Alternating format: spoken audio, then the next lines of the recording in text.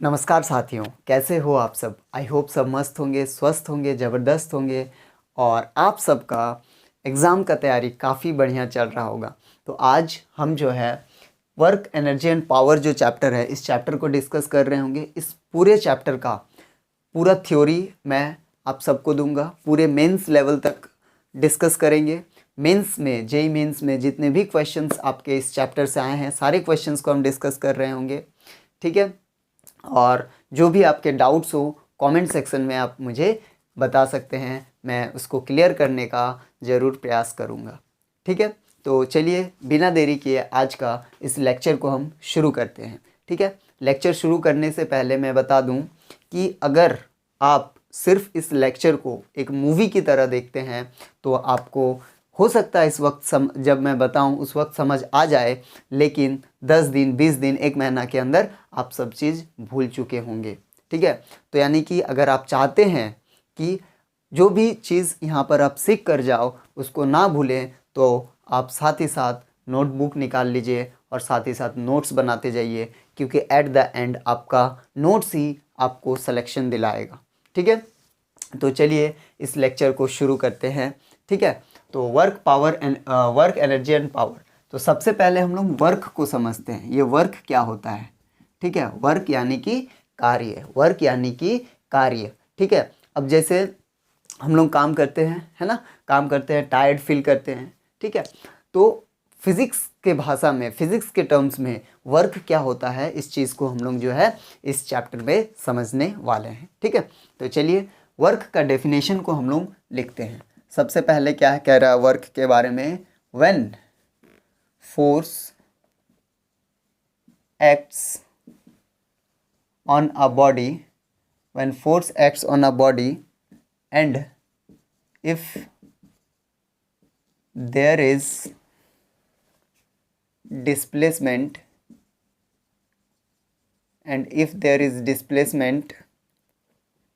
of point of application of force, then work is said to be done. Then work is said to be done. क्या कह रहा है, ठीक है। तो जब भी किसी भी बॉडी पे हम लोग अगर फोर्स लगाते हैं और हम लोग के द्वारा लगाए जाने वाले फोर्स पर, जिस पॉइंट पे हम लोग फोर्स लगाते हैं, अगर उस पॉइंट का कुछ डिस्प्लेसमेंट होता है, तब हम लोग फिजिक्स के टर्म्स में बोलते हैं हमने वर्क किया है, ठीक है। जैसे कि मान लेते हैं कि ये हमारा m मास का एक ब्लॉक है, ठीक है, और हम इस डायरेक्शन में F फोर्स लगा रहे हैं, ठीक है, इस डायरेक्शन में F फोर्स लगा रहे हैं और बॉडी का डिस्प्लेसमेंट हो रहा है इस साइड, ठीक है, इस साइड S डिस्प्लेसमेंट हुआ सपोज करिए, ठीक है, S डिस्प्लेसमेंट हुआ, ब्लॉक जो है हमारा यहाँ से यहाँ आ गया, ठीक है। अब हमने फोर्स F लगाया, बॉडी का डिस्प्लेसमेंट ऐसे हुआ। अब बॉडी का डिस्प्लेसमेंट ऐसे तभी पॉसिबल है जब फोर्स जो है एक्स एक्सिस के तरफ लगा होगा, राइट। यानी कि ये जो हमारा F फोर्स है इसको रिजॉल्व करेंगे, ठीक है, इनका कंपोनेंट लेंगे, तो ये हमारा डिस्प्लेसमेंट और ये फोर्स के बीच का एंगल है थीटा, ठीक है। तो अगर ये थीटा है तो इधर क्या होगा हमारा F कॉस थीटा और इस साइड हो जाएगा हमारा F साइन थीटा। इसमें किसी को कोई दिक्कत तो नहीं है, क्योंकि ये चीज़ वेक्टर में आप सब पढ़े होंगे, ठीक है। इसको बोलते हैं रिजॉल्व करना, ठीक है। इसको हम लोग कंपोनेंट लेते हैं, एक्स एक्सिस के अलोंग, वाई एक्सिस के अलोंग, ठीक है। तो एक्स एक्सिस के अलोंग हो गया हमारा F कॉस थीटा और वाई एक्सिस के अलोंग हो गया हमारा F साइन थीटा, ठीक है। तो अगर हम बात करें ये जो वाई एक्सिस के अलोंग फोर्स लगाया जा रहा है, क्या इस फोर्स के द्वारा वर्क डन हो रहा है? चलिए बताइए, क्या इस फोर्स के द्वारा, that is F sine theta, जो हमारा फोर्स है जो कि वाई एक्सिस में लग रहा है, उसके द्वारा वर्क डन हमारा हो रहा है? तो आंसर है भैया जी, इसके द्वारा वर्क डन हमारा 0 हो रहा है। क्यों वर्क डन 0 हो रहा है भाई? क्योंकि देखिए वाई एक्सिस के अलोंग फोर्स तो लग रहा है, लेकिन बॉडी का जो डिस्प्लेसमेंट है वो वाई एक्सिस के अलोंग नहीं हो रहा है। दैट मीन्स वाई एक्सिस के अलोंग जो फोर्स लग रहा है उसके वजह से वर्क डन कितना हो रहा है? ज़ीरो हो रहा है, क्योंकि बॉडी ऊपर नहीं जा रहा है। बॉडी किस साइड जा रहा है? एक्स एक्सिस के अलोंग जा रहा है। तो अगर हम बात करें work done along x axis, work done along x axis जो होगा वो हमारा क्या होगा? वो होगा फोर्स क्या हमारा? F cos theta. ठीक है, ये हमारा फोर्स है, राइट। और इस फोर्स की वजह से बॉडी का डिस्प्लेसमेंट कितना हो रहा है? एस हो रहा है, यानी कि F cos theta into S. इसको हम लोग कह सकते हैं W equals to F S cos theta, W equals to F S cos theta. ठीक है, और इसको इसी चीज़ को हम लोग लिख सकते हैं W is equals to F vector dot S vector dot product. ठीक है, क्लियर है सबको? यानी कि जो वर्क डन होता है वो अगर किसी थीटा पर अगर हम लोग फोर्स लगाएं, ठीक है, जो वर्क डन है वो इस थीटा पे भी डिपेंड करता है। तो वर्क डन होगा एफ एस कॉस थीटा या फिर एफ डॉट एस। ठीक है, क्लियर है सबको? आई होप आप सब समझ गए होंगे। चलिए नोट डाउन कर लीजिए इसको और आगे हम डिस्कस करेंगे। ठीक है, अब नेक्स्ट है हमारा एसआई यूनिट। ठीक है, SI unit, SI and CGS unit, SI and CGS unit, SI unit और सीजीएस यूनिट ऑफ वर्क। ठीक है, तो जो एसआई यूनिट होता है वो हमारा वर्क का एसआई यूनिट जो होता है वो जूल होता है। ठीक है, जूल होता है। और सीजीएस यूनिट जो होता है वो हमारा अर्ज होता है। ठीक है, और अगर डायमेंशनल फार्मूला का बात करें वर्क का, ठीक है, वर्क का अगर डायमेंशनल फार्मूला का बात करें, जो डायमेंशनल फार्मूला होता है, डायमेंशन वो होता है ml/2t-2। ठीक है, ये हमारा डायमेंशन है वर्क का, ml/2t-2। एग्जाम में आपसे पूछा जा सकता है। ठीक है, एसआई यूनिट जूल होता है, सीजीएस यूनिट अर्ज होता है, और हमारा वर्क का डायमेंशन जो होता है वो ml/2t-2 होता है। ये कैसे आया, हम लोग इसको डिराइव भी कर सकते हैं। देखिए वर्क जो होता है वो क्या होता है? Force vector F vector dot S vector. ठीक है, और फोर्स का होता है ml/t-2, हमें पता है। और डिस्प्लेसमेंट क्या है हमारा? डिस्प्लेसमेंट बेसिकली लेंथ ही है ना, तो डिस्प्लेसमेंट का L होता है। तो यहाँ से बन जाएगा हमारा ml²t-2, ml/2t-2। ये वर्क का डायमेंशन हो गया, वर्क का डायमेंशन ml/2t-2। ठीक है, क्योंकि एफ डॉट एस होता है तो फोर्स का ml/t-2 होता है और डिस्प्लेसमेंट का L होता है, और L मल्टीप्लाई होकर के ml²t-2 हो गया। ठीक है, ये हमारा वर्क का डायमेंशन आ गया। ठीक है, तो चलिए इतना सब कोई नोट डाउन कर लीजिए।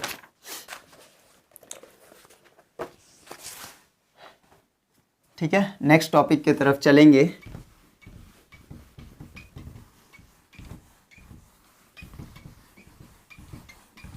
वीडियो पॉज करके आप सब नोट डाउन भी करते चले जाइए। तो चलिए नेक्स्ट है हमारा वर्क। क्या कह रहा है? Work can be positive comma negative and zero. ठीक है, तो वर्क जो है हमारा पॉजिटिव भी हो सकता है, नेगेटिव भी हो सकता है और ज़ीरो भी हो सकता है। ठीक है, तो वर्क जो होता है वो हमने अभी देखा, या तो F vector dot S vector होता है, या फिर इसी चीज़ को हम लोग लिख सकते हैं एफ एस कॉस थीटा। इसमें कोई शक और दोहराई वाली बात नहीं है। ठीक है, हम सबको पता है दो वेक्टर का जो डॉट प्रोडक्ट होता है वो एफ एस कॉस थीटा ही होता है। चलिए बहुत बढ़िया। अब देखिए अगर हमारा वर्क पॉजिटिव हो, पॉजिटिव वर्क पॉजिटिव तभी पॉसिबल है जब थीटा जो है वो कैसा होना चाहिए? अक्यूट होना चाहिए। ठीक है, अब ये जो थीटा होता है, थीटा हमारा is the angle between the force applied, जो भी हम लोग फोर्स अप्लाई कर रहे हैं उसके बीच का और डिस्प्लेसमेंट के बीच का जो एंगल होता है उसको हम लोग थीटा बोलते हैं। ठीक है, यानी कि अगर ये जो थीटा है वो अगर अक्यूट हुआ, ठीक है, अक्यूट यानी कि लेस देन 90 डिग्री अगर हुआ तो वर्क कैसा आएगा? हमारा पॉजिटिव वर्क आएगा। ठीक है, कैसा वर्क आएगा? पॉजिटिव वर्क आएगा। यानी कि जैसे कि मान लीजिए ये हमारा ब्लॉक है और ये हमने एफ फोर्स लगाया और बॉडी का अगर एस डिस्प्लेसमेंट हो रहा है और ये एक्यूट एंगल है थीटा, ठीक है। तो इसमें जो हमारा वर्क डन आएगा वो कैसा वर्क डन आएगा, पॉजिटिव वर्क डन आएगा। आई होप क्लियर हो गया होगा। Next negative work. अब नेगेटिव वर्क कब पॉसिबल है, बताइए सब। नेगेटिव वर्क कब पॉसिबल है, जब थीटा जो है हमारा ऑब्ट्यूज होगा, थीटा जब हमारा ऑब्ट्यूज होगा तभी हमारा नेगेटिव वर्क पॉसिबल है। जैसे कि ये हमारा एम मास का सपोज करिए ब्लॉक है, ठीक है, और हमने इस डायरेक्शन में एफ फोर्स लगाया और बॉडी का जो डिस्प्लेसमेंट है वो इस डायरेक्शन में है। तो अब बताइए कि जो हमारा डिस्प्लेसमेंट और फोर्स है, डिस्प्लेसमेंट वेक्टर और जो फोर्स वेक्टर है उसके बीच का एंगल कितना है। क्या हम बोल सकते हैं 90 डिग्री से ज़्यादा है? हाँ, तो ये जो एंगल है वो 90 डिग्री से ज़्यादा है। क्या देख के बताया जा सक रहा है कि देख के बता सकते हैं ना कि 90 डिग्री से ज़्यादा है, क्योंकि 90 डिग्री तो यहीं पे होगा ना। अगर यहाँ पर एफ वेक्टर होता तब 90 होता, राइट। तो ये 90 से ज़्यादा है, ठीक है। 90 से ज़्यादा जो होता है उसको हम लोग ऑब्ट्यूज एंगल कहते हैं। अब इसमें जो है हमारा वर्क जो आएगा वो क्या आएगा, नेगेटिव वर्क आएगा, ठीक है। चलिए बहुत बढ़िया। नेक्स्ट है हमारा ज़ीरो वर्क। अब ये जीरो वर्क क्या होता है, ज़ीरो वर्क, ज़ीरो वर्क, ठीक है।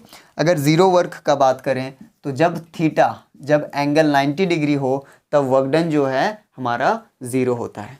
जब थीटा जो है 90 डिग्री होता है, angle between force and displacement अगर 90 डिग्री हो तो वर्क डन कितना होता है, ज़ीरो होता है, ठीक है। जैसे कि सपोज़ करिए ये हमारा एम मास का ब्लॉक है, एम मास का ब्लॉक है और हमने इस डायरेक्शन में फोर्स लगाया और इस डायरेक्शन में फोर्स लगाने की वजह से अगर इस पॉइंट का डिस्प्लेसमेंट इस डायरेक्शन में एस होता है तब इसमें जो वर्क डन आएगा वो हमारा कितना आएगा, इसमें वर्क डन जो है ज़ीरो आएगा। भैया जी वर्क डन ज़ीरो क्यों आएगा, क्योंकि ये जो एंगल है फोर्स और डिस्प्लेसमेंट के बीच में वो एंगल कितना है, 90 डिग्री है, ठीक है, 90 डिग्री है। अगर हम लोग इसमें जब पुट करेंगे work equals to F S cos theta cos 90, और हम सबको पता है कॉस 90 का वैल्यू शून्य होता है, राइट। यानी कि कॉस 90 जब यहाँ पे पुट करेंगे तो यहाँ पे इंटू ज़ीरो हो जाएगा तो ये पूरा क्वांटिटी ज़ीरो हो जाएगा, ठीक है। क्या आप लोग बता सकते हैं कि वर्क डन जो है ज़ीरो और कब पॉसिबल है? चलिए वर्क डन ज़ीरो और एक, ये केस वन हो गया, और case two work done zero और एक केस में पॉसिबल है। जैसे कि सपोज़ करिए यहाँ पर एक वॉल है, ठीक है, यहाँ पर क्या है, एक वॉल है और यहाँ पर एक ब्लॉक है एम मास का और एक सुंदर लाल है। सुंदर लाल क्या कर रहा है, इस एम मास वाले ब्लॉक पे एफ फोर्स लगा रहा है, ठीक है, एफ फोर्स लगा रहा है। क्या इस पॉइंट पे एफ फोर्स लगा रहा है, क्या ये वाला जो पॉइंट है इस पॉइंट पे क्या लग रहा है, एफ फोर्स लग रहा है, ठीक है। तो जिस पॉइंट पे सुंदरलाल फोर्स लगा रहा है क्या उस पॉइंट का डिस्प्लेसमेंट होगा? तो आंसर है नहीं भैया जी, उस पॉइंट का डिस्प्लेसमेंट तो नहीं होने वाला, ठीक है। यानी कि जो डिस्प्लेसमेंट है वो क्या हुआ है, ज़ीरो है। तो अगर डिस्प्लेसमेंट ज़ीरो है तो वर्क डन भी ज़ीरो होगा। अगर डिस्प्लेसमेंट ज़ीरो है तो हमारा वर्क डन भी क्या होगा, ज़ीरो होगा, ठीक है। तो इस केस में भी वर्क डन जो है हमारा ज़ीरो आएगा। यानी वर्क डन ज़ीरो तभी पॉसिबल है जब फोर्स और डिस्प्लेसमेंट के बीच में अगर एंगल 90 डिग्री हो तो वर्क डन ज़ीरो होगा, या फिर अगर बॉडी का या फिर जिस पॉइंट पे फोर्स लगाया जा रहा है उस पॉइंट का डिस्प्लेसमेंट ना हो तब भी वर्क डन जो है हमारा ज़ीरो आएगा। क्या क्लियर है सबको? क्या क्लियर है सबको? हाँ ना बोलना पड़ेगा। चलिए जल्दी से नोट डाउन करिए और नेक्स्ट आगे बढ़ेंगे, ठीक है।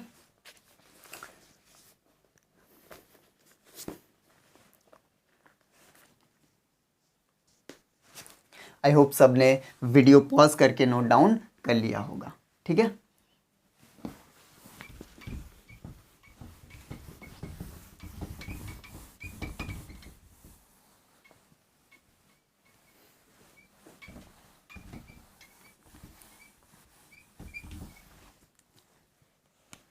ओके अब concept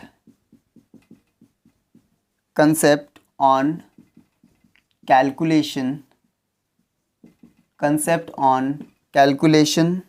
of work, किस तरीके से हम लोग वर्क को कैलकुलेट करते हैं, ठीक है। Work done bye constant force, तो सबसे पहले हम लोग बात करेंगे work done bye constant force का। अगर work done bye constant force, अगर हमें कांस्टेंट फोर्स दिया जाए तो कांस्टेंट फोर्स के द्वारा कितना वर्क डन किया जाएगा उस चीज़ के बारे में हम जो है डिस्कस करेंगे, ठीक है। Work done bye constant force, ये कांस्टेंट फोर्स का क्या मतलब होता है। कांस्टेंट फोर्स यानी कि force should not be a function of time, force should not be a function of time, ठीक है। तब हम लोग बोलेंगे फंक्शन ऑफ टाइम, टाइम का फंक्शन नहीं होना चाहिए, ठीक है, या फिर और एक्स वाई या फिर जेड का फंक्शन नहीं होना चाहिए, ठीक है, यानी कि वेरिएबल नहीं होना चाहिए, ठीक है। तब हम लोग क्या बोलेंगे, ये जो फोर्स होगा जो भी अप्लाई किया जाएगा वो कैसा फोर्स होगा, कांस्टेंट फोर्स होगा, जो टाइम पे डिपेंड ना करता हो, डिस्प्लेसमेंट पे डिपेंड ना करता हो, ठीक है। तो उसको हम लोग बोलेंगे कांस्टेंट फोर्स, ठीक है। ऐसा नहीं होना चाहिए कि एक टाइम पे कुछ और फोर्स है फिर उसके बाद टाइम बढ़ जाएगा तो फोर्स का मैग्नीट्यूड चेंज हो जाएगा, ठीक है, उसको हम लोग बोलते हैं वेरिएबल फोर्स, वो हम आगे डिस्कस करेंगे, ठीक है। अब हम लोग बात कर रहे हैं कांस्टेंट फोर्स का, ठीक है। तब अगर हमारे पास कांस्टेंट फोर्स गिवन है तब हम लोग कैसे वर्क डन कैलकुलेट करते हैं, ठीक है। आई होप बातें समझ आ रही होंगी। चलिए अब इसका जो कॉन्सेप्ट है उसको हम लिखते हैं कॉन्सेप्ट, ठीक है। तो वर्क जो होता है W इज इक्वल्स टू होगा F vector dot S vector, जैसे कि अगर इफ़ F वेक्टर हमें गिवन है F x I cap plus F Y J cap plus F Z के कैप, ठीक है। और डिस्प्लेसमेंट वेक्टर, ये जो फोर्स लग रहा है इस फोर्स के वजह से अगर बॉडी डिस्प्लेस कर रहा है S X I cap plus S Y J cap plus S Z के कैप, तब जो वर्क डन होगा, वर्क डन क्या होगा हमारा F vector dot S vector, यानी इन दोनों का डॉट प्रोडक्ट करना है हमें। तब हम लोग वर्क डन कैसे निकालेंगे, ये होगा F X S X I cap multiply हो जाएगा आपस में F Y S Y plus F Z S Z. क्या आप सबको क्लियर हुआ, क्या आप सबको क्लियर हुआ। अगर हमारे पास दो कांस्टेंट फोर्स गिवन है, जैसे कि हमारा एक फोर्स है F x I cap plus F Y J cap plus F Z के कैप, और उसके उस फोर्स के वजह से बॉडी का डिस्प्लेसमेंट हो रहा है, एक्स एक्सिस में हो रहा है S X I cap, Y axis में हो रहा है S Y J cap, and हमारा बॉडी का डिस्प्लेसमेंट जेड एक्सिस में हो रहा है एस जेड के कैप। तो उसका जो अगर वर्क डन हमें कैलकुलेट करना है तो वर्क डन कैसे कैलकुलेट करेंगे, F vector dot S vector, यानी एफ तो आई कैप आपस में मल्टीप्लाई हो जाएगा, आई कैप के साथ जो लिखा हुआ है that is F X S X F Y S Y and F Z S Z, ठीक है। चलिए बहुत बढ़िया। नेक्स्ट एक आपके स्क्रीन में, ठीक है, क्वेश्चन आ रहा होगा, इस क्वेश्चन को हम सॉल्व करेंगे, ठीक है। मैं क्वेश्चन को रीड कर रहा हूँ, स्क्रीन पे आप बोर्ड पे आपको ऊपर में क्वेश्चन आ रहा होगा, उस क्वेश्चन को आप अपने नोटबुक में लिख लीजिए, ठीक है। क्या कह रहा है question, a particle is moving along a straight line, ठीक है। एक पार्टिकल है जो कि मूव कर रहा है along a straight line from point A to B with position vectors 2 i cap plus 7 j cap minus 3 k cap, ठीक है। तो हमारे पास ए वेक्टर गिवन है, क्या है 2 i cap plus 7 j cap minus 3 k cap, ठीक है, and 5 i cap minus 3 j cap minus 6 k cap, और बी वेक्टर हमें गिवन है that is 5 i cap minus 3 j cap और माइनस 6 के कैप। हाँ जी बहुत बढ़िया।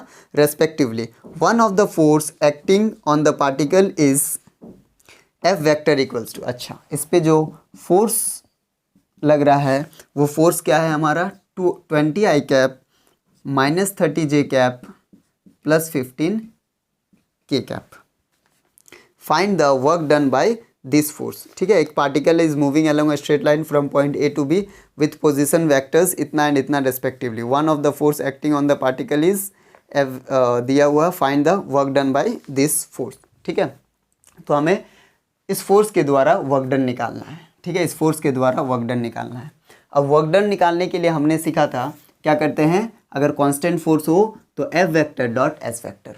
चलिए, एफ वेक्टर तो हमें गिवन है, क्या एस वेक्टर गिवन है, यानी कि S vector is the displacement. क्या हमें डिस्प्लेसमेंट पता है?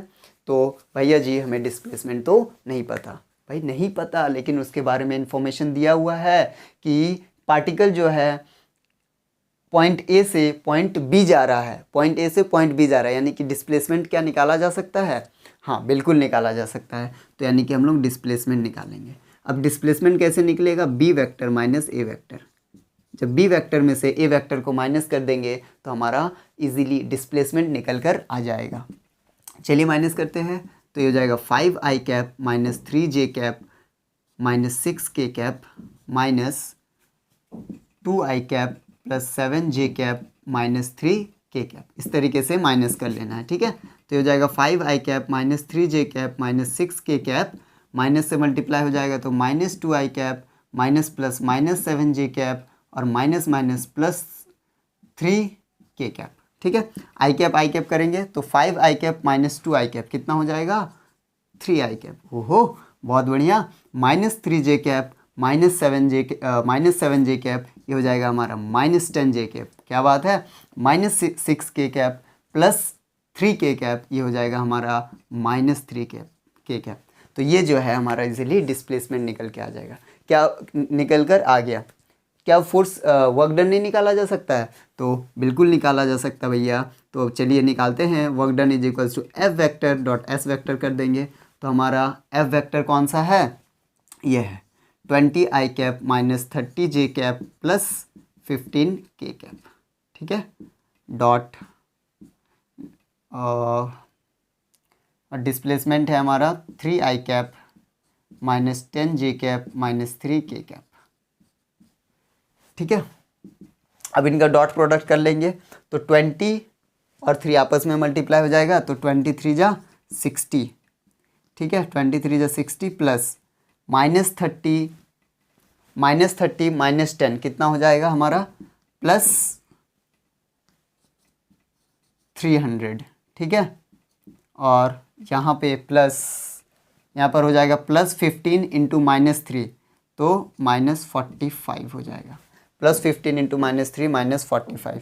अब इसको अगर सॉल्व करें तो 360 माइनस 45 तो 5 और ये हो जाएगा 315 यूनिट्स। तो हमारा आंसर जो है वो कितना आएगा? 315 यूनिट्स। क्या सिंपल था, है ना? तो इसी तरीके से सवालों को हम सॉल्व करते हैं। ठीक है, 315 यूनिट्स आ जाएगा। चलिए अब इसको जल्दी से नोट डाउन कर लीजिए और नेक्स्ट आगे हम लोग बढ़ेंगे work done bye multiple constant force. ठीक है, अगर हमारे पास मल्टीपल कांस्टेंट फोर्स गिवन होगा तो उसके द्वारा कैसे हम लोग वर्क डन को कैलकुलेट करते हैं तो वो हम सीखेंगे। ठीक है, चलिए जल्दी से नोट डाउन कर लीजिए और नेक्स्ट आगे तरफ बढ़ते हैं।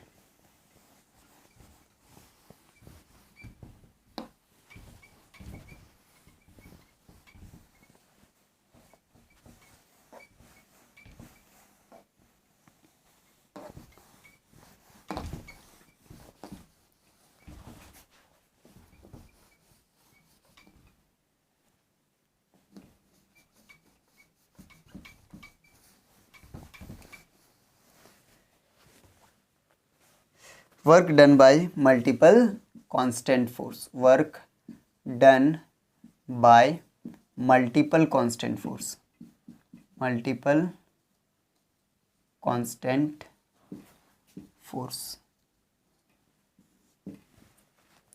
ठीक है, इसका कॉन्सेप्ट को समझते हैं। अगर बहुत सारे कांस्टेंट फोर्सेस हैं तो उन सभी फोर्सेस के द्वारा वर्क डन को हम लोग कैसे कैलकुलेट करते हैं। ठीक है, अब देखिए जैसे कि मान लीजिए ये हमारा m मास का ब्लॉक है, ये m मास का ब्लॉक है। अब जब इसमें इधर इस डायरेक्शन में एक F3 फोर्स लग रहा है, इस डायरेक्शन में एक F1 फोर्स लग रहा है, और इस डायरेक्शन में एक F2 फोर्स लग रहा है। ठीक है, 3 फोर्सेस है, 3 अलग अलग फोर्सेस है, F1 इस डायरेक्शन में, F3 इस डायरेक्शन में और F2 इस डायरेक्शन में। और इन तीनों फोर्सेस के वजह से इस मास m जो है, m मास वाला जो ब्लॉक है, इसका डिस्प्लेसमेंट हो रहा है इस तरफ s डिस्प्लेसमेंट। ठीक है, क्या हो रहा है, s डिस्प्लेसमेंट। अब हम सबको पता है वर्क जो होता है वो क्या है, एक स्केलर क्वांटिटी है। वर्क क्या है, एक स्केलर क्वांटिटी है। तो हम क्या करेंगे, F1 के वजह से जो वर्क डन हो रहा है उसको निकालेंगे, F2 के वजह से जो वर्क डन हो रहा है उसको निकालेंगे, और F3 के वजह से जो हमारा वर्क डन हो रहा है उसको निकालेंगे, और तीनों को आपस में हम ऐड कर देंगे तो हमारा टोटल वर्क डन निकल के आ जाएगा। ठीक है, तो यानी कि अगर हमें work done, total work done निकालना है, अगर हमें टोटल वर्क डन निकालना है तो तीनों फोर्सेस के द्वारा हम लोग अलग अलग वर्क डन कैलकुलेट करेंगे और तीनों को ऐड कर देंगे। तो वर्क डन, ठीक है, work done by force 1 plus work done by force 2 plus work done by force 3, तीनों को ऐड कर देंगे तो हमारा जो टोटल वर्क डन आएगा वो निकल के आ जाएगा। क्या आप सबको क्लियर हुआ? ठीक है, यानी कि अगर बहुत सारे फोर्सेस एक्ट कर रहे होंगे किसी भी बॉडी पर और उन सभी फोर्सेस के वजह से अगर कुछ डिस्प्लेसमेंट हो रहा है, बॉडी का कुछ डिस्प्लेसमेंट हो रहा है, तो उन सभी फोर्सेस के द्वारा इंडिविजुअली हम लोग वर्क डन कैलकुलेट करेंगे और सबको फाइनली ऐड कर देंगे। ठीक है, चलिए इसको लिख लीजिए। Therefore we can individually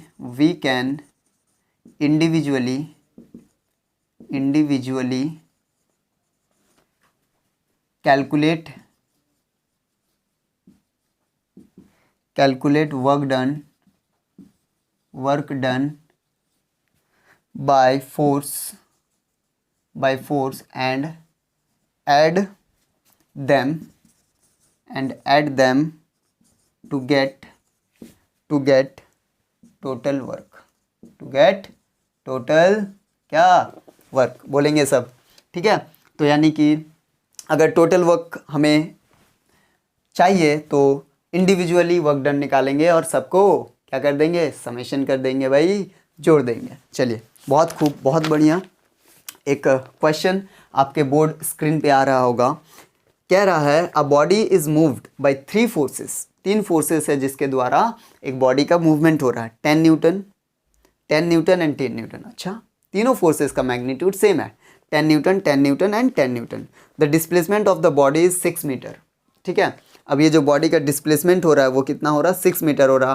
find work done.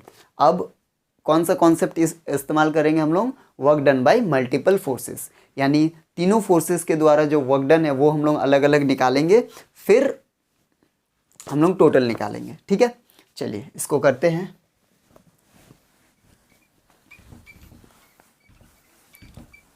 अच्छा, इसका डायग्राम दिया हुआ है। ठीक है, इस डायग्राम से इस क्वेश्चन को करेंगे।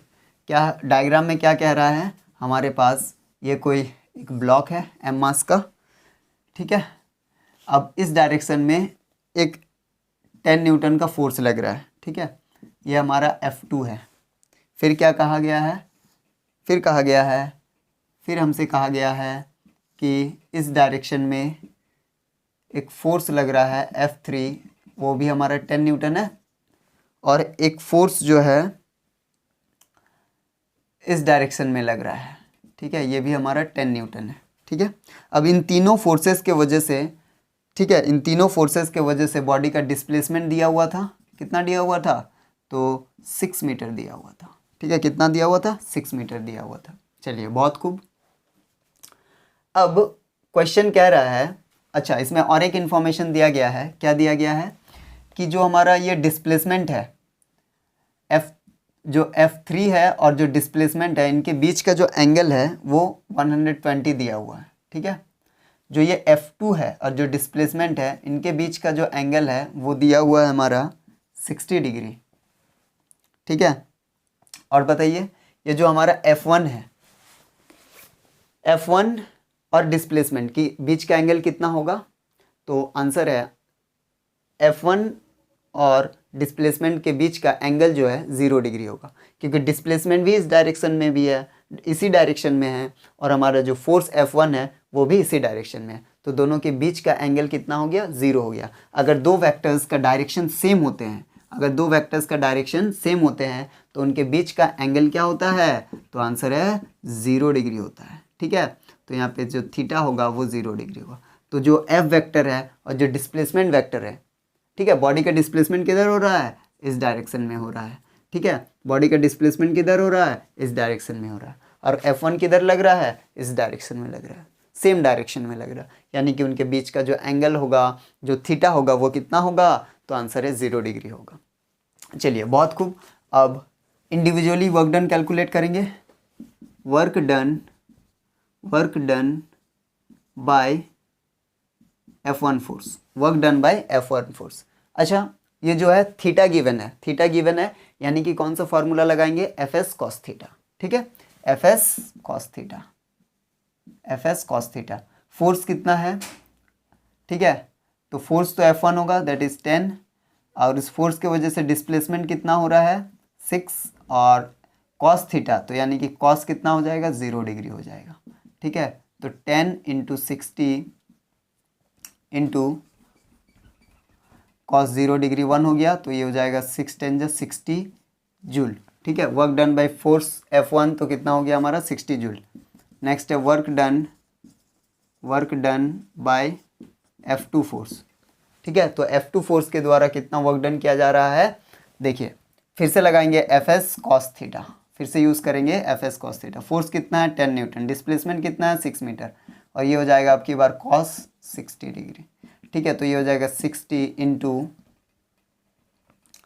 कॉस 60 कितना हो गया, 1/2 हो जाएगा, तो 2 1 जा 2 2 3 जा 6, यानी कि 30 जूल। F2 के द्वारा कितना वर्क डन किया जा रहा है, 30 जूल किया जा रहा है। वर्क डन बाय F3, तो जो हमारा F3 फोर्स है उसके द्वारा वर्क डन कितना हो रहा है, चलिए निकाल लेते हैं। फिर से लगेगा F S cos theta, force हमारा 10 है, डिस्प्लेसमेंट 6 है, इंटू कॉस 120 डिग्री है, दैट मीन्स ये हो जाएगा 60 इंटू कॉस 120 है। ठीक है, तो इसको हम लोग ऐसे सॉल्व कर सकते हैं ना, इसको लिख सकते हैं कॉस 90 इंटू 1 प्लस 30 डिग्री। ठीक है, तो ये हो जाएगा 60 इंटू, अच्छा ये जो कॉस 90 का ऑड मल्टीपल्स है, तो कॉस किस में बदल जाएगा, साइन में बदल जाएगा, और ये हो जाएगा साइन थीटा। तो 90 प्लस थीटा है ना, 90 प्लस थीटा यानी सेकेंड क्वाड्रेंट, और सेकेंड क्वाड्रेंट में जो कॉस होता है वो क्या होता है, नेगेटिव होता है, तो ये हो जाएगा माइनस साइन 30 डिग्री, यानी 60 इंटू माइनस हाफ, तो 2 1 जा 2 2 3 जा 6, यानी कि 30 जूल। ठीक है, माइनस 30 जूल। ठीक है, work done by force F1 कितना आया हमारा, 60 joule. Work done by force F2 कितना आया, 30 joule. Work done by force F3 जो है वो कितना आया, माइनस 30 जूल। ठीक है, अब टोटल वर्क निकालना है, अगर टोटल वर्क निकालना है, टोटल वर्क डन अगर निकालना है, तीनों फोर्सेस के द्वारा जो वर्क डन है वो क्या करेंगे, उन सबको ऐड कर देंगे। ठीक है, तो 60 जूल प्लस 30 जूल और माइनस 30 जूल, तो plus 30 joule minus 30 joule cancel हो जाएंगे, और हमारा फाइनल आंसर क्या आ रहा होगा, 60 जूल आ रहा होगा। ठीक है, फाइनल आंसर जो है वो हमारा 60 जूल आ रहा होगा। टोटल वर्क डन जो है वो हमारा कितना होगा, 60 जूल होगा। क्या आप सबको क्लियर है? तो इस टाइप के इस तरह से अगर हमारे पास कुछ मल्टीपल कांस्टेंट फोर्स होंगे, उन मल्टीपल कांस्टेंट फोर्स के द्वारा अगर हमें वर्क डन कैलकुलेट करना है, तो इस तरह से हम वर्क डन कैलकुलेट कर रहे होंगे।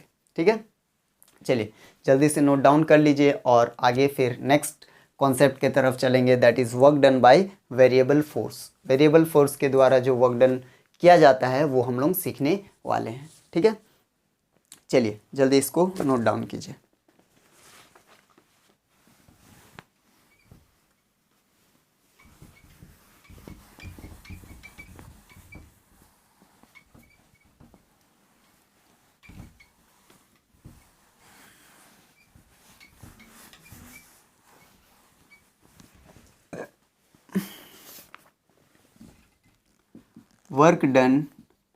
Work done by variable force, variable force.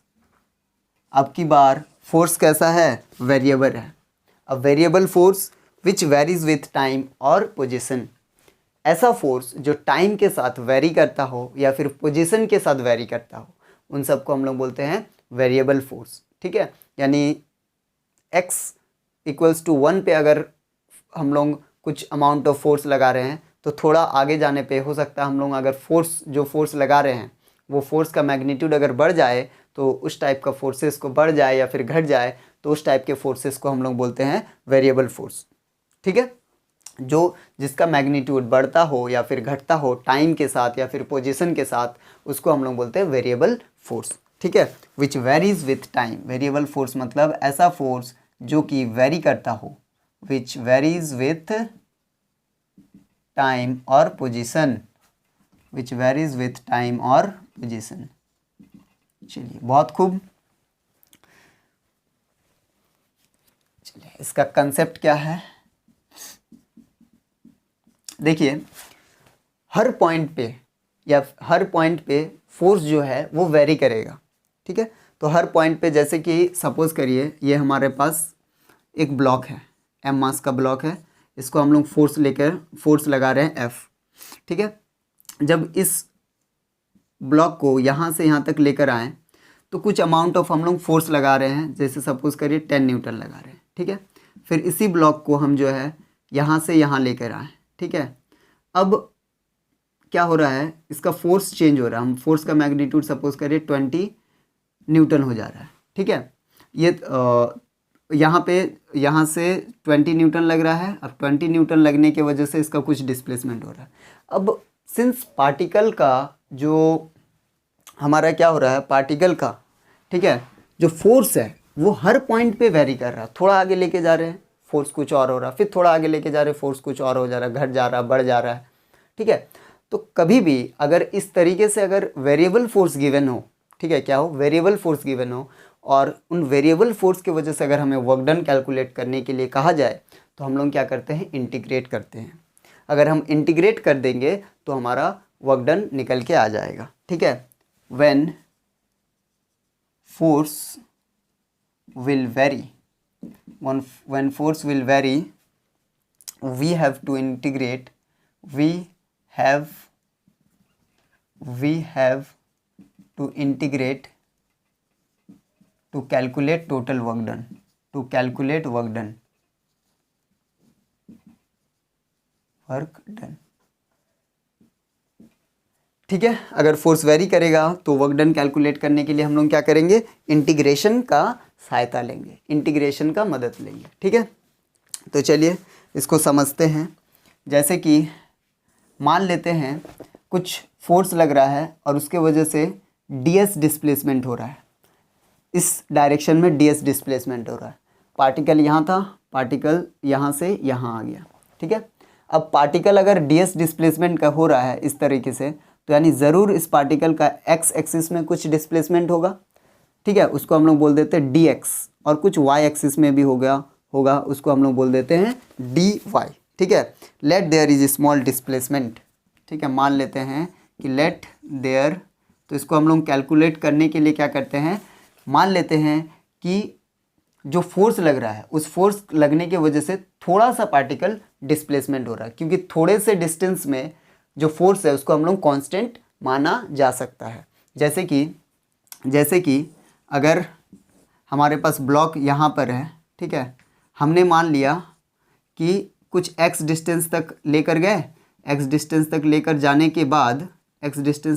जाने के बाद हमने क्या किया, ब्लॉक को एक स्मॉल डिस्प्लेसमेंट किया। ठीक है, एक स्मॉल डिस्प्लेसमेंट दिया dx। ठीक है, एक स्मॉल डिस्प्लेसमेंट हुआ ब्लॉक का, dx डिस्प्लेसमेंट। अब ये जो डिस्प्लेसमेंट है dx डिस्प्लेसमेंट यानी बहुत ही छोटा डिस्प्लेसमेंट, तो सिंस छोटा डिस्प्लेसमेंट पे हमारा जो फोर्स है उसको कांस्टेंट माना जा सकता है। ठीक है, तो let there is small displacement. मान लेते हैं कि जो डिस्प्लेसमेंट है वो कैसा है, स्मॉल है, बहुत छोटा डिस्प्लेसमेंट है। सिंस छोटा डिस्प्लेसमेंट है तो छोटे डिस्प्लेसमेंट पे जो हमारा फोर्स है वो कांस्टेंट होगा। ठीक है, तो ds जो है डी एस वेक्टर जो होगा वो क्या होगा, D x I cap plus D Y J cap. ठीक है, ये किस में होगा, 2D में होगा, 2D अगर मोशन होगा तो D x I cap plus D Y J cap. अगर 3D मोशन होगा तो ये होगा D x I cap plus D Y J cap plus D Z के कैप। ठीक है, ये कब होगा, जब 3D मोशन होगा। ठीक है, पार्टिकल का 3D मूव करेगा, 3 डायमेंशनल। ठीक है, तो क्या करेंगे हम लोग, हमारे पास फोर्स है, राइट, हमारे पास क्या है, फोर्स है और स्मॉल डिस्प्लेसमेंट है। तो क्या करेंगे हम लोग, पहले स्मॉल, इस छोटे से डिस्प्लेसमेंट के वजह से, ठीक है, कितना वर्क डन हो रहा है वो पहले निकालेंगे, दैट इज डी डब्ल्यू निकालेंगे, स्मॉल वर्क डन निकालेंगे। स्मॉल वर्क डन कैसे निकलेगा, छोटे उस फोर्स के वजह से अगर छोटा सा डिस्प्लेसमेंट हुआ तो वर्क डन भी कैसा होगा, छोटा सा होगा। ठीक है, दैट इज डी डब्ल्यू निकालेंगे। ठीक है, डी डब्ल्यू क्या होता है, d W is equals to F dot d S vector करेंगे तो हमारा क्या होगा, डी डब्ल्यू निकल के आएगा, small work done by small displacement. ठीक है, तो पहले हम लोग डी डब्ल्यू निकालेंगे, यानी कि स्मॉल वर्क डन निकालेंगे। उसके बाद स्मॉल वर्क डन निकालने के बाद टोटल वर्क डन को निकालने के लिए क्या करेंगे, स्मॉल वर्क डन को इंटीग्रेट कर देंगे। जो ये डी डब्ल्यू है, छोटा सा जो वर्क डन है उसको इंटीग्रेट कर देंगे तो हमारा टोटल वर्क डन निकल के आ जाएगा। ठीक है, इंटीग्रेशन से बेसिकली हम लोग क्या करते हैं, कोई भी चीज़ छोटा सा होता है, ठीक है, उसको पूरे को इंटीग्रेट जब कर देते हैं तो वो ऐड अप हो करके पूरा वो फाइनल बन जाता है, राइट। तो यानी कि टोटल वर्क डन अगर हम लोगों को निकालना होगा तो डी डब्ल्यू को क्या करना होगा, इंटीग्रेट करना होगा, स्मॉल वर्क डन को हमें इंटीग्रेट करना होगा। क्या बातें क्लियर है? ठीक है, आई होप आप सब समझ रहे हैं कि अगर छोटा सा डिस्प्लेसमेंट मान ले रहे हैं कि हमने जो है एक छोटा सा डिस्प्लेसमेंट माना, ठीक है, डी एक्स या फिर डी एस मान लेते हैं। ठीक है, तो उसके वजह से जो वर्क डन होगा, उस फोर्स की वजह से उसमें जो वर्क डन होगा छोटे से डिस्प्लेसमेंट में, उसको निकालेंगे पहले, that is D W F dot d S. उसके बाद पूरे को डी डब्ल्यू को अगर इंटीग्रेट कर देंगे तो टोटल वर्क डन निकल के आ जाएगा। ठीक है, तो यानी अगर हम लोग को work done, total work done निकालना है, टोटल वर्क डन अगर निकालना होगा तो क्या करना होगा, इस डी डब्ल्यू को इंटीग्रेट करना होगा भैया, डी डब्ल्यू को इंटीग्रेट करना होगा। अगर डी डब्ल्यू को इंटीग्रेट करेंगे तो हमारा टोटल वर्क डन निकल के आ जाएगा। ठीक है, चलिए एक क्वेश्चन है, इस क्वेश्चन के थ्रू हम लोग सीखेंगे कि किस तरीके से हम लोग अगर हमारे पास वेरिएबल फोर्स हो उसका वर्क डन कैलकुलेट करते हैं। और ये क्वेश्चन आपके AIEEE 2009 में आया हुआ है। ठीक है, चलिए देखिए क्वेश्चन आपके बोर्ड पे आ रहा होगा, कह रहा है अ फोर्स F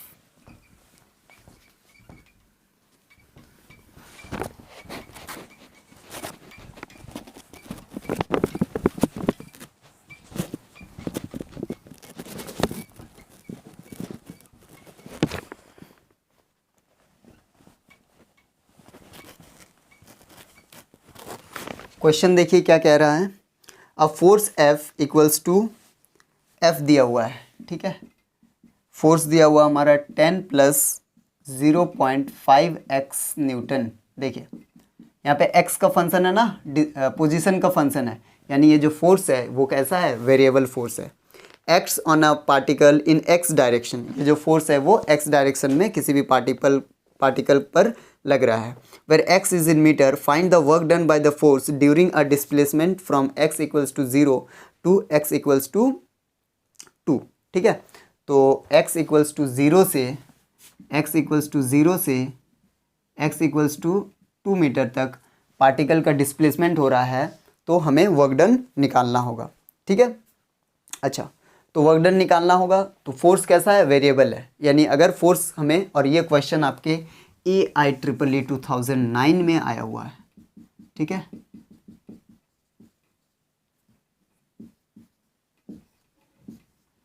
ठीक है, फोर्स वेरिएबल है। ठीक है, हमें उसको वर्क डन कैलकुलेट करना होगा। अगर वेरिएबल फोर्स हो तो वर्क डन कैलकुलेट करने के लिए मैंने पहले ही बताया था क्या करना होगा, इंटीग्रेशन करना होगा। ठीक है, तो हम लोग पहले क्या करेंगे, स्मॉल वर्क डन निकालेंगे, डी डब्ल्यू निकालेंगे बाय दिस फोर्स। ठीक है, तो अगर स्मॉल वर्क डन होगा तो स्मॉल डिस्प्लेसमेंट भी लेना होगा। ठीक है, तो फोर्स तो हमारा कांस्टेंट हो जाएगा F dot d S vector करेंगे तो स्मॉल वर्क डन निकल के आ जाएगा। ठीक है, तो फोर्स कितना है हमारा 10 प्लस 0.5x। ठीक है, और ये जो डी एस है, D S is the small displacement, D S is the small displacement, तो एक्स एक्सिस में हो रहा है ना, तो इस डी एस के जगह पे हम लोग क्या लिखेंगे, डी एक्स लिखेंगे। बोलोगे क्यों भैया जी, क्यों, वाई डी एस के जगह पे डी एक्स क्यों? क्योंकि क्वेश्चन में बोल दिया है भाई कि जो पार्टिकल का डिस्प्लेसमेंट हो रहा है वो किधर हो रहा है, एक्स एक्सिस में हो रहा है। क्लियर है, दैट इज डी एस के जगह पे लग जाएगा डी एक्स। ये हमारा हो गया स्मॉल वर्क डन। ठीक है, अब अगर हम लोग को टोटल वर्क डन निकालना है, टोटल वर्क डन, तो क्या करना होगा, हम सबको पता है डी डब्ल्यू को इंटीग्रेट करना होगा, स्मॉल वर्क डन को इंटीग्रेट करना होगा। ठीक है, अब इस पे लगेंगे लिमिट्स, क्या लगेंगे, लिमिट्स लगेंगे। आखिर इंटीग्रेशन तो करना है, लेकिन कहाँ से कहाँ तक, कहाँ से कहाँ तक, क्या कह रहा है, पार्टिकल x इक्वल्स टू 0 से x इक्वल्स टू 2 मीटर तक जा रहा है, यानी जो हमारा लिमिट्स होंगे वो 0 से कहाँ तक होंगे, 2 तक होंगे। ठीक है, तो 0 से 2, और डी डब्ल्यू के जगह पे लिखेंगे 10 प्लस 0.5x dx। ठीक है, अब इसको इंटीग्रेट करेंगे। अब इंटीग्रेशन तो आई होप आप सबको आता ही होगा, dx प्लस इसको तोड़ के लिख लेंगे 0.5x dx, कहाँ से, 0 से 2 तक। ओके, x हमारा कांस्टेंट है, 10 हमारा कांस्टेंट है, बाहर हो जाएगा, और वेरिएबल कौन है, x है, तो dx का इंटीग्रेशन क्या होता है हमारा, x होता है सर, यानी कि 2 से 0 तक यहाँ पर। फिर 0.5 कांस्टेंट है, बाहर निकल जाएगा, और बाहर निकल जाएगा 0.2, और x का इंटीग्रेशन, x dx है ना, तो x dx का इंटीग्रेशन क्या हो जाएगा, x²/2, लिमिट्स लगेंगे 0 से 2 तक। ठीक है, फिर आगे सॉल्व करेंगे तो ये हो जाएगा 10। हाँ, इतना करने के बाद, इंटीग्रेशन करने के बाद क्या करते हैं हम लोग, अपर लिमिट माइनस लोअर लिमिट, तो अपर लिमिट क्या है 2 माइनस 0, लोअर लिमिट हमारा क्योंकि 0 है। चलिए बहुत खूब, नेक्स्ट 0.5 इंटू अपर लिमिट क्या है 2 है, तो 2 का स्क्वायर बाई 2 माइनस 0 का स्क्वायर बाई 2 हो जाएगा हमारा। ठीक है, तो ये हमने सिंपल इंटीग्रेशन कर रहे हैं, तो 10 इंटू 2 ये हो जाएगा हमारा 20, 10 इंटू 2 ये हो जाएगा हमारा 20, प्लस 0.5 मल्टीप्लाइड बाय 2 2 जब 4, और 4 में से 2 जाएगा तो कितना हो जाएगा, 2 हो जाएगा, और इस साइड तो 0 हो गया, क्योंकि 0 का स्क्वायर 0 होता है, 0 डिवाइड बाई 2 हमारा 0 होता है। ये हो जाएगा 20 प्लस 0.5 इंटू 2, 0.5 इंटू 2, पॉइंट हटेगा, 10 बैठेगा, 2 1 जा 2, 2 5 जा 10, 5 1 जा 5, 5 1 जा 5, यानी 20 प्लस 1 दैट इज 20 जूल। क्या आप सबको क्लियर है, सॉरी 21 जूल, 20 प्लस 1 21 जूल। ठीक है, तो वर्क डन जो है वो हमारा कितना आएगा, 21 जूल।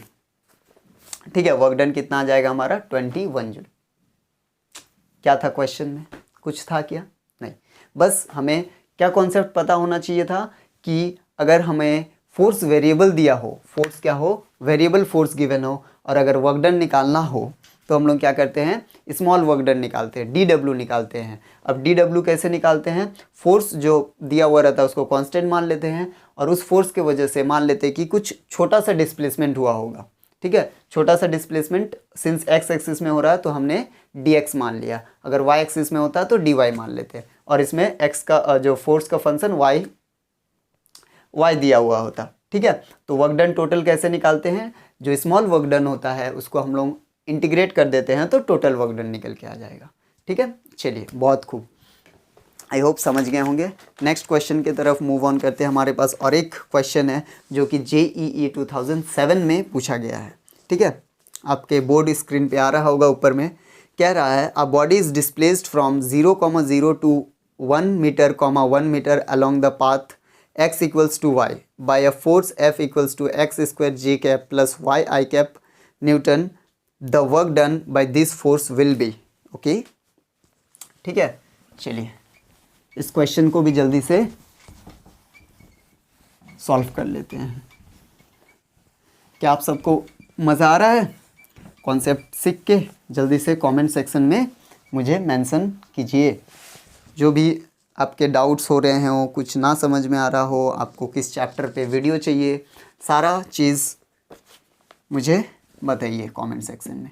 अच्छा, इसमें ऑप्शन दिया हुआ है। पहला ऑप्शन है 4/3 जूल, सेकेंड ऑप्शन है 5/6 जूल एंड थर्ड ऑप्शन है हमारा 3/2 जूल एंड फोर्थ ऑप्शन है हमारा 7/5 जूल। जेई 2007 में आया हुआ है। ठीक है,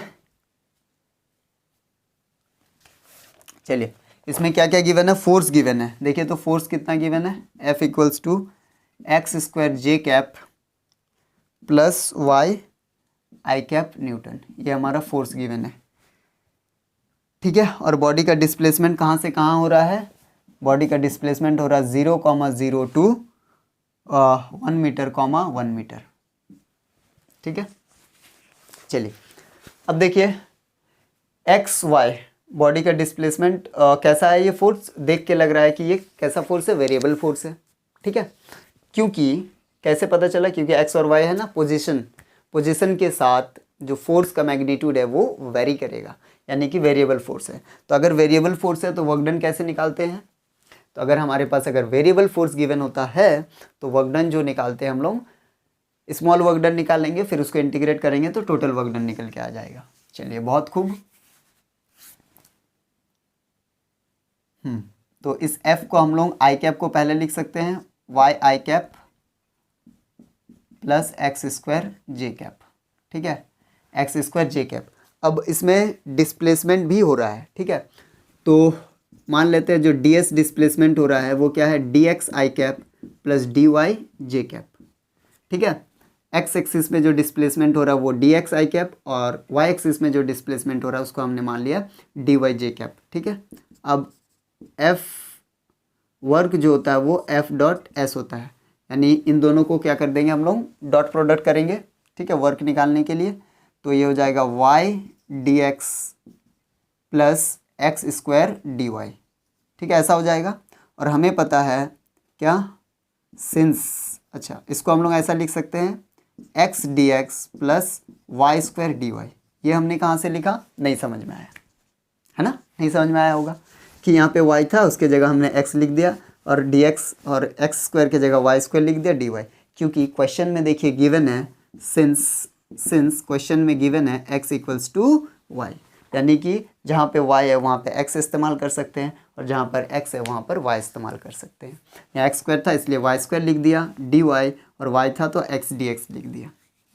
ठीक है, ये हमारा क्या आ गया, dw स्मॉल वर्क डन है ना, ये क्या है स्मॉल वर्क डन। ठीक है, ये आ गया हमारा स्मॉल वर्क डन। ठीक है, अब इस स्मॉल वर्क डन को इंटीग्रेट करेंगे तो हमारा टोटल वर्क डन निकल के आ जाएगा। राइट, इस स्मॉल वर्क डन को हमें क्या करना होगा, इंटीग्रेट करना होगा तो टोटल वर्क डन निकल के आ जाएगा। ठीक है, तो total work done equals to integration of dw। Limits कहाँ से कहाँ तक लगेंगे, लिमिट्स जो है वो 0,1 एक्स एक्सिस में भी कहाँ से कहाँ तक मूव हो रहा है 0,1 से, और y एक्सिस में भी 0,1 तक हो रहा है। ठीक है, तो यानी कि इंटीग्रेशन होगा x dx 0 से 1 तक प्लस y² dy, कहाँ से कहाँ तक, 0 से 1 तक। देखिए x कोऑर्डिनेट कहाँ से कहाँ चेंज हो रहा है, 0 से 1, y कोऑर्डिनेट कहाँ से कहाँ चेंज हो रहा है, 0 से 1। ठीक है, तो ये हमारा इंटीग्रेशन हो गया, तो टोटल वर्क डन आ जाएगा। इसको इंटीग्रेट कर देंगे तो x dx का इंटीग्रेशन x²/2 लिमिट्स लगेगा 0 से 1 प्लस y² dy का इंटीग्रेशन हमारा क्या होता है y³ 0 से 1 तक। ठीक है, इक्वल्स टू, अब अपर limit minus lower limit, upper limit क्या है 1, तो 1 का स्क्वायर करेंगे तो 1 ही आएगा 1/2 और माइनस 0 का स्क्वायर/2। ठीक है, 1 का स्क्वायर/2 माइनस 0 का square, upper limit minus lower limit कर रहे हैं। फिर ये अपर लिमिट क्या है 1 है, तो यहाँ पे 1 का पुट करेंगे तो 1 का क्यूब 3 माइनस लोअर लिमिट 0 का क्यूब 3। ठीक है, तो ये हो जाएगा 1 का स्क्वायर 1 ही होता है, तो ये हो गया हमारा 1/2 प्लस, और ये 0 का स्क्वायर/2 तो 0 होता है तो उसको लिखने की ज़रूरत नहीं है। ठीक है, तो फिर यहाँ से हमारा हो जाएगा 1 का क्यूब 1/3 माइनस 0 का क्यूब बाई 3, तो ये हो जाएगा हमारा 0 ही हो जाएगा, तो उसको लिखने का ज़रूरत नहीं है। तो ये क्या हो गया हमारा 1/2 प्लस 1/3, यानी एलसीएम लेंगे तो 2 3 जा 6, ये हो जाएगा 3 + 2 यानी 5/6 joule. Let's see which option is 5/6 joule. Okay, option number B. ठीक है, तो हमारा ऑप्शन नंबर बी आंसर आते हुए क्या किया हमने, स्मॉल वर्क डन निकाले, DW निकाले। ठीक है, स्मॉल वर्क डन कैसे निकलता है, F vector dot S vector कर दिए, डॉट प्रोडक्ट ले लिए F का और DX का DS का। ठीक है, तो DW निकल के आ गया, DW को इंटीग्रेट कर दिए तो हमारा टोटल वर्क डन निकल के आ गया, है ना, सिंपल था। चलिए जल्दी से इस क्वेश्चन को भी वीडियो पॉज करके नोट डाउन कर लीजिए और आगे फिर हम बढ़ेंगे।